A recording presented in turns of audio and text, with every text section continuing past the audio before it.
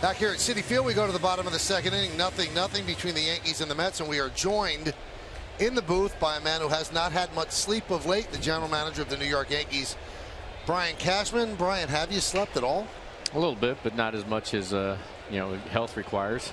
All right, so you made a lot of deals which have really catapulted, according to all the experts, the Yankees to the top farm system in terms of the players you have. But I'll start with this question: of the deals you made, what was the most difficult one for you to make? Miller. Yeah. No How question. come? Well, he's under control. Obviously, a lot of these guys are high-end performers, but he was an under control, valuable piece. It was going to take a very valuable, demand to get us to even consider it, and so we were put in a position to make that difficult decision, and I think it was in our best interest to do so. Now, this is testament that not only do you have to know your own organization, you have to know all the other organizations as well. These are your scouts fanned out all over baseball looking at these youngsters? Yeah, we've targeted a number of organizations. We knew that the Cubs and the Nationals and Texas especially and Boston, for instance, although we weren't going to probably do business with Boston regardless, but we certainly targeted we cover everything, but we cross-checked the heck out of 4 to 5 organizations that we knew, including the Dodgers, that were strong systematically. Flores hits one into the seats in left field. A solo shot. The Mets have a 1-0 lead.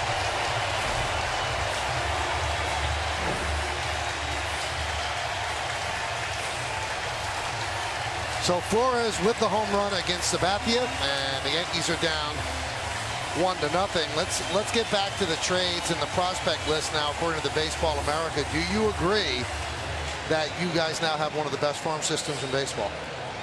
Yes, there's no question that we already had, by our estimations, one of the best or better farm systems in the game. I would say we were without a doubt between the 10th and 15th going into this season, best system in the game.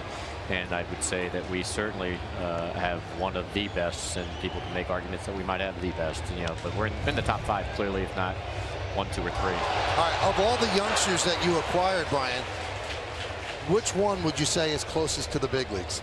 No, I'd say it could be Gary Sanchez, because he might be here as early as Wednesday. Okay. So, we're playing. If you got to remember, right now we have Ben Gamel and Nick Goody. They got over here, or they're getting over here for tonight's game with the moves of Nova and Beltran today.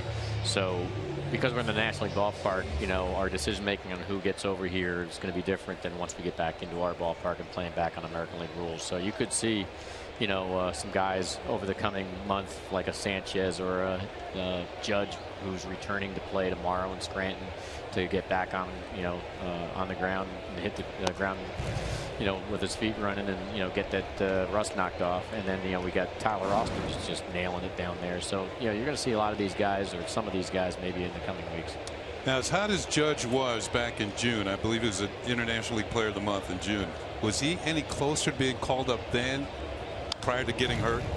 I would say no, because we weren't going to take at bats away from Beltran at the time. But now, with Beltran, that's one of the things in discussions with ownership, about some of the things. I think, more so than the haul we were going to get back. I think from, to speak a little bit for Hal Steiner's perspective, the creating the direct path for some of these guys that right now, would be in the big leagues with other clubs, now have a direct path to get here to start their growing pains at the next level.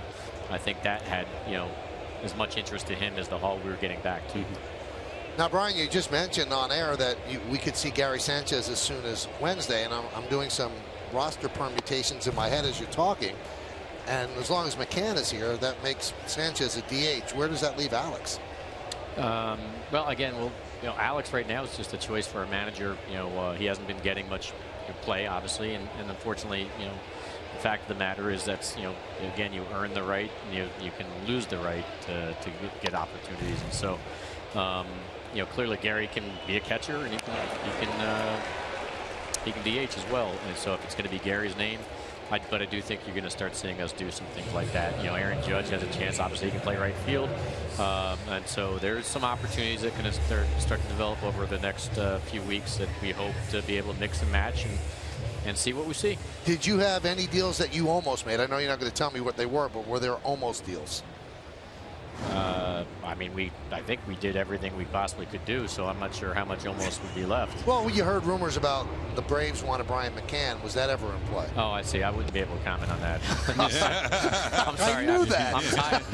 I'm tired, so I at first wasn't sure what you were talking about. I got you. In terms of the guys you got, I know that Sanchez is the closest to coming up, but in terms of the guys you got, who's closest to Major League ready? You keep hearing scouts say Clint Frazier is really solid. Well, Clint Frazier just got baptized at AAA, so I think he was about 16 or so at bats into his AAA debut, and he earned his way there, and so I think he's going to benefit a great deal from the remaining exposure at AAA this year, and that'll be very beneficial and helpful for him. I think he's a guy that more likely or not, could start to find himself in the mix with continued positive play and proving himself in 2017. Maybe he could be in the mix as early as then, but he's a very exciting talent. There's no doubt about that. One of the premier young prospects in the game, and now we're happy to have him in our fold. You did not come into the season wanting to do this, planning to do this. What went wrong with this team, Brian, that caused you to do this? The biggest area that crushed our season, and it's not a blame game, but just an honest assessment, is the middle of our lineup.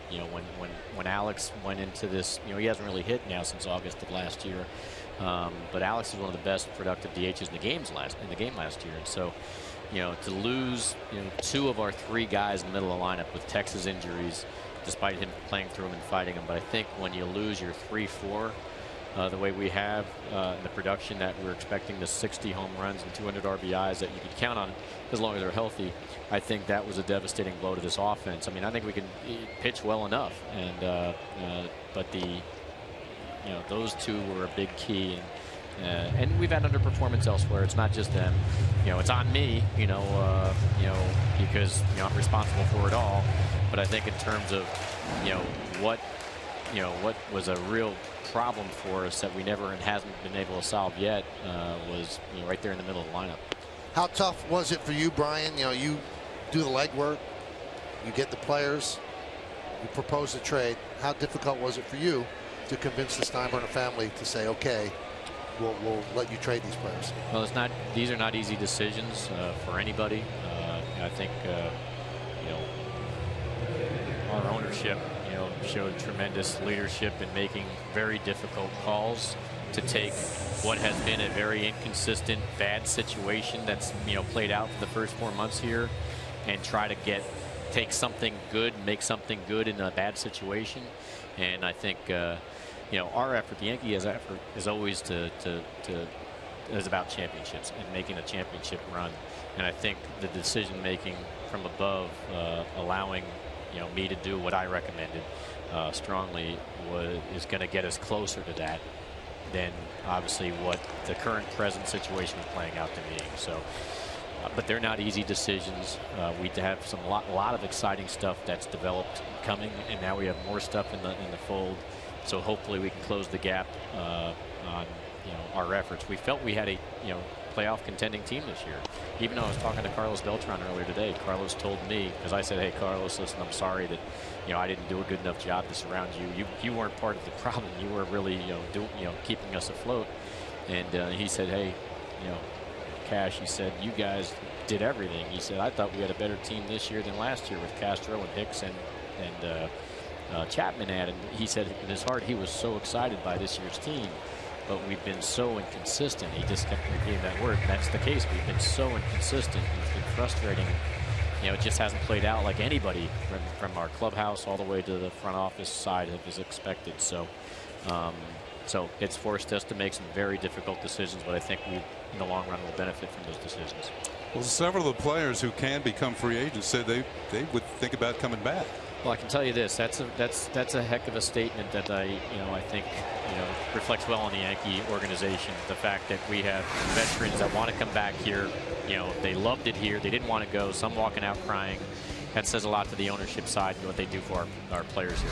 Brian, I know it's been a crazy couple of days. Thank you for coming by. Thanks, we appreciate Brian. it. Thank you very much. Get some rest. That's Brian Cashman. Mets get a run on the home run. We go to the third, 1-0 Mets.